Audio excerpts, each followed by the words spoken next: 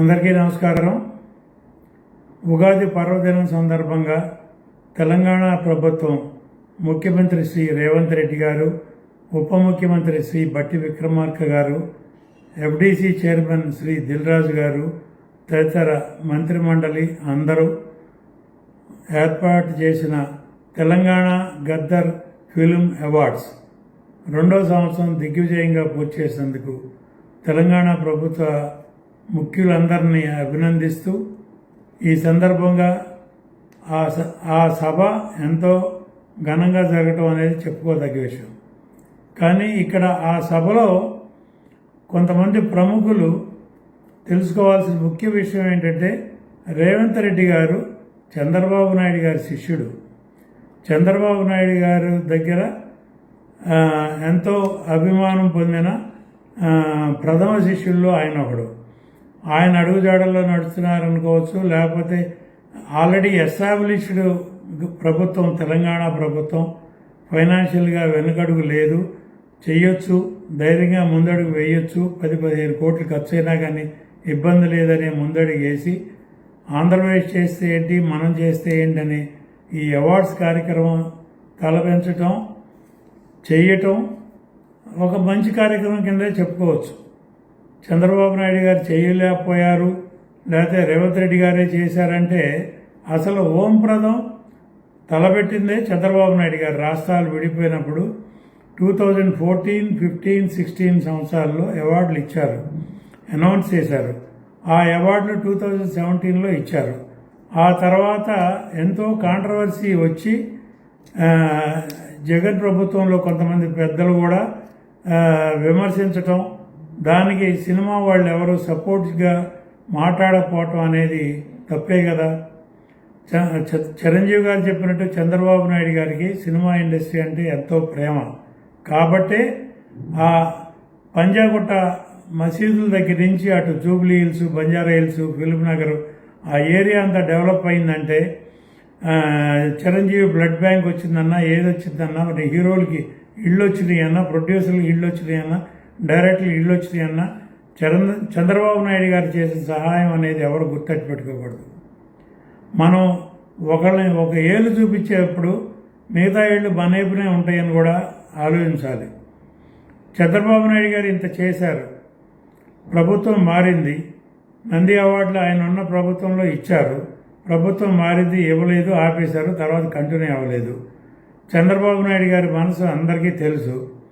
ఆయన జగన్ గవర్నమెంట్లో ఆయన్ని అరెస్ట్ చేసి 53 రోజులు జైల్లో పెడితే చెన్నైలో ఉన్న నేను ఒక ధర్నా నిర్వహించి మీటింగ్ పెట్టాను. కానీ హైదరాబాద్లో ఉన్న ఇంత సెటిల్ అయిన హీరోలు ఒక్కరు కాకపోతే ఒక్కరన్నా వచ్చి అయ్యో చంద్రబాబు నాయుడు గారి అరెస్టు అక్రమం, అన్యాయం అని అన్నవాళ్ళు ఒక్కళ్ళన్నా ఉన్నారా?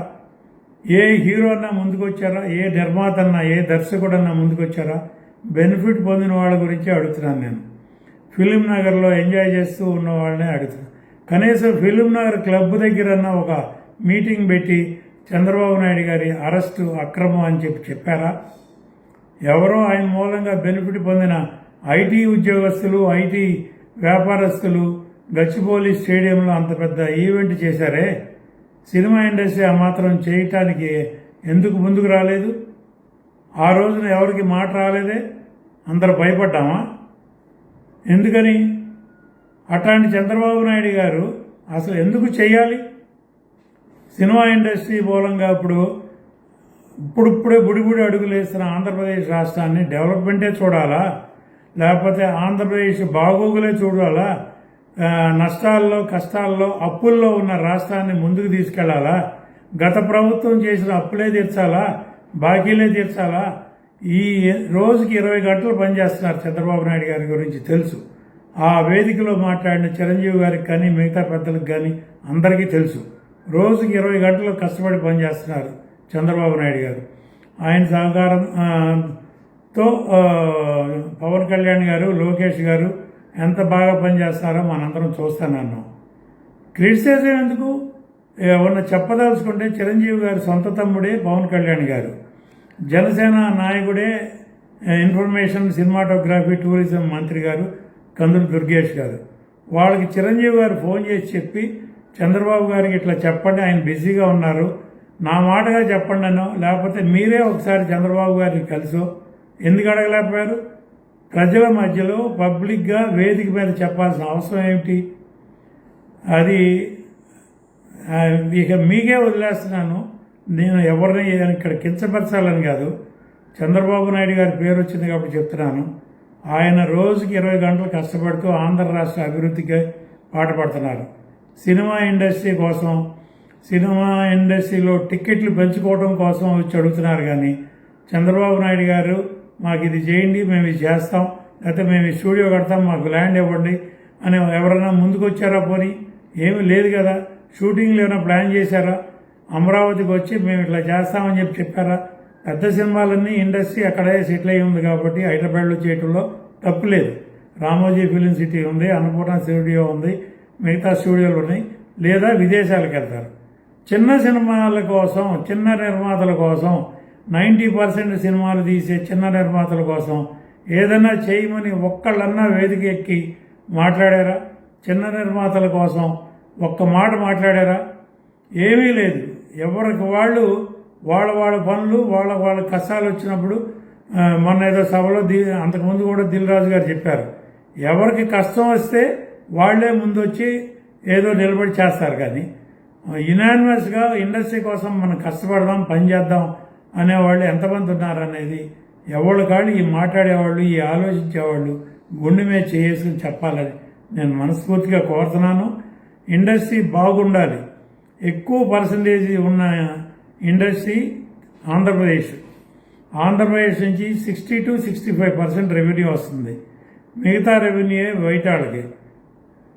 అట్లా అని నేను ఎవరిని తక్కువ చేసి చెప్పట్లా. చిన్న నిర్మాతల కోసం ఏదన్నా మనం ఇచ్చేద్దాం అని ఇచ్చిన రామానాయుడు గారి స్టూడియోనే చంద్రబాబు నాయుడు గారి హయాంలో ల్యాండ్ ఇస్తే అది అన్యాయకాంతం అయితే మళ్ళీ అది తిరిగి గవర్నమెంట్ టేక్ ఓవర్ చేయడానికి ఎంత టైం పట్టిందో అందరికీ తెలుసు.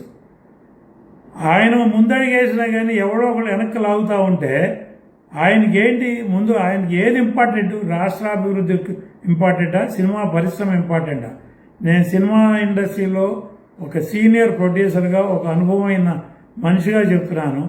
వాళ్ళ సినిమా ఇండస్ట్రీని బాగు చేయాలంటే ఈ సోకాల్డ్ పెద్ద హీరోల చేతుల్లోనే ఉంది, పొలిటికల్ చేతుల్లో లేదు.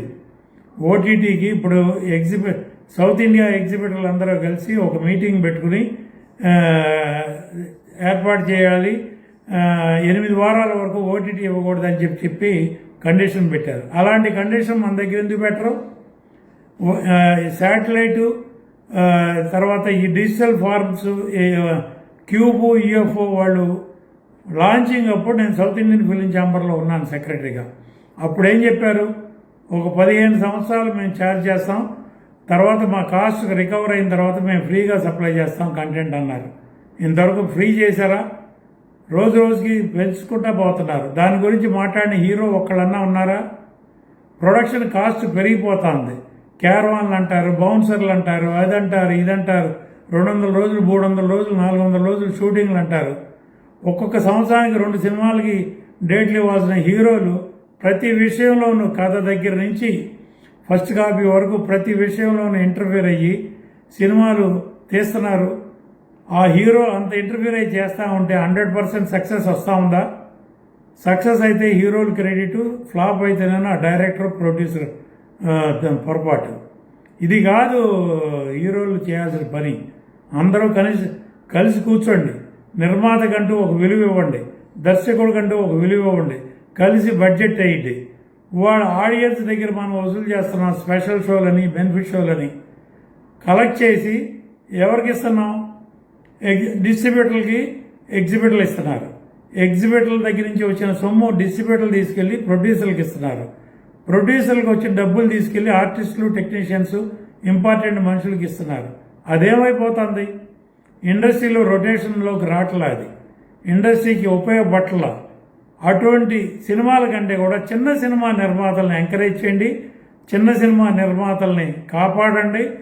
ఆంధ్రప్రదేశ్లో అనుకూలమైన లొకేషన్లు చాలా ఉన్నాయి. Coastal belt, green belt, hill stations, beach stations, natural heritage buildings, ఇలా ఎన్నో ఉన్నాయి ఆంధ్రప్రదేశ్ లొకేషన్లు. నిర్మాతలను ఎంకరేజ్ చేయండి. మీరు ఆంధ్రప్రదేశ్లో షూటింగ్లు చేయండి. 30% ఆంధ్రప్రదేశ్లో కనీసం చేస్తే కూడా అక్కడ అభివృద్ధి వస్తుంది. అభివృద్ధి వచ్చిన తర్వాత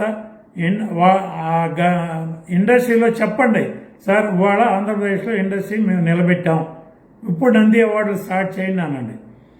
చంద్రబాబు నాయుడు గారు ఇచ్చారు, తర్వాత ఆగింది, తర్వాత ఇప్పుడు మొదలైంది. గద్దర్ అవార్డ్స్ ఇస్తున్నారు, సంతోషం. ఇప్పుడు ఆంధ్రప్రదేశ్లో నంది అవార్డ్స్ ఇస్తే ఎంత తేడా వస్తుంది? ఒక కార్బన్ కాపీ లాగా ఇచ్చిన అవార్డులే ఇవ్వాలా, లేకపోతే వేరే వాళ్ళకి ఇవ్వాలా? వేరే వాళ్ళకి ఇచ్చి కాంట్రవర్సీ వస్తుందా? దాని మూలంగా మంచి చెడు కూడా ఆలోచించాల్సిన బాధ్యత ఇండస్ట్రీ మీద ఉంది, ప్రభుత్వం మీద ఉంది. ఇచ్చిన అవార్డులు ఇంకొకళ్ళు ఆలోచించకూడదు, కొంచెం ఆలోచించండి. Thank you very much.